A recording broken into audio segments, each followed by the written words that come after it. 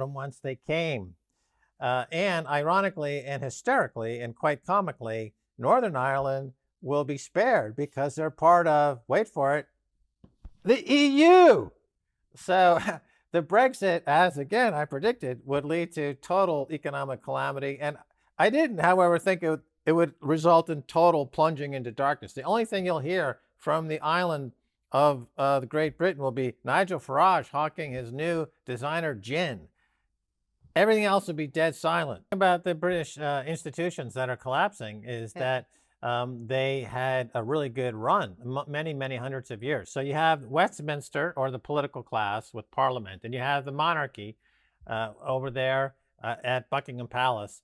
And both of these institutions, you have the monarchy, of course, during the period when Diana met her untimely death, was a kind of the beginning of a tabloidization of that institution, and made it into, as some people will tell me, look, the Queen is our Mickey Mouse, or the King is our Mickey Mouse. They're just tourist attractions. They're not to be taken seriously in any way. So there's no institutional integrity there. Now Westminster and the Bank of England are going to fall because they've been resting on their laurels for hundreds of years. If you live there, and this is the thing about it, is that I'm all about the death to fiat. So the Bank of England, this is the reason why, as Ben Franklin said in 1776 era, the primary reason there was a war of independence in the colonies to separate from those scallywags across the ocean was to escape the Bank of England. Now, finally, Ben, it's dying. It's going to be dead. Right. Well, this is the problem of having a monarchy and an aristocracy in place, is that when times get tough, as they're getting now, the monarchs and the aristocrats are going to jump ship. Right. This is a rearguard action. This is the chief sanctions officer is trying to burn the bridges as they're running away, essentially. And this is what the aristocracy and the monarchy plan to do in Britain and what's left of the aristocrat in continental Europe as well. We don't have an aristocratic class in the United States. We have an oligarchy class, and they'll be on their 300-foot yachts over there in Bimini or somewhere sipping Mai Tais with Jeff Bezos. But in Europe, it's a long-established tradition to simply, get your gold on the horses and start running away. Right. To your point, that no one has planned for this. Even though it was very obvious that the end game was in sight, nobody actually planned for it, which of course would be evidentially so. It wouldn't be catastrophic if people were planning for it. So how can you have a catastrophic end game without having everybody not plan for it? Am I right? Speaking of the ending, this is the ending of this segment.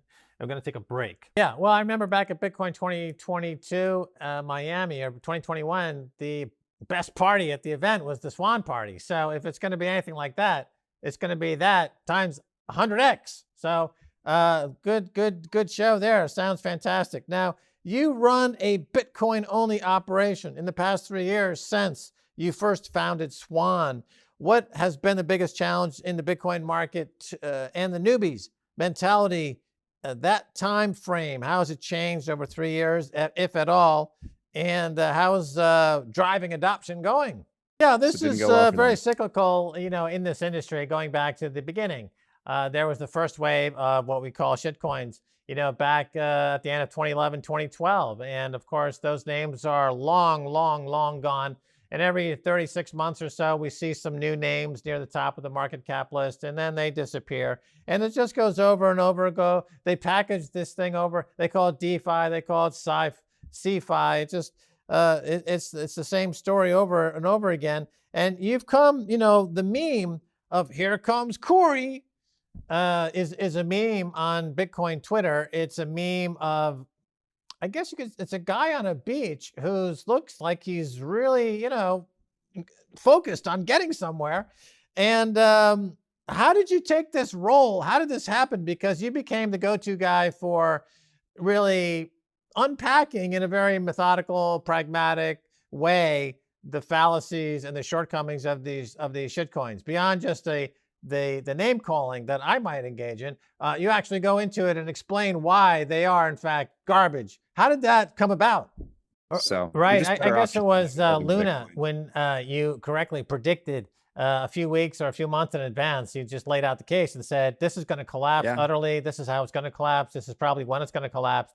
And sure enough, it followed that script. And that caught the attention of some mainstream writers in Wall Street Journal, Barron's, and these types of outlets, CNBC. And they really took notice. And so you got that message out there about really differentiating between Bitcoin and everything else in the market. That point had been lost. And it's still grouped together. That differentiation doesn't usually occur. But you have been great at educating the media about how to talk about this. Now, El Salvador made Bitcoin legal tender just over a year ago. Your thoughts on the significance of that, and also on the fact that they have remained Bitcoin maximalists, so much so that the President Bukele is on the cover of Bitcoin magazine looking like a founding father of the Orange Party. Corey.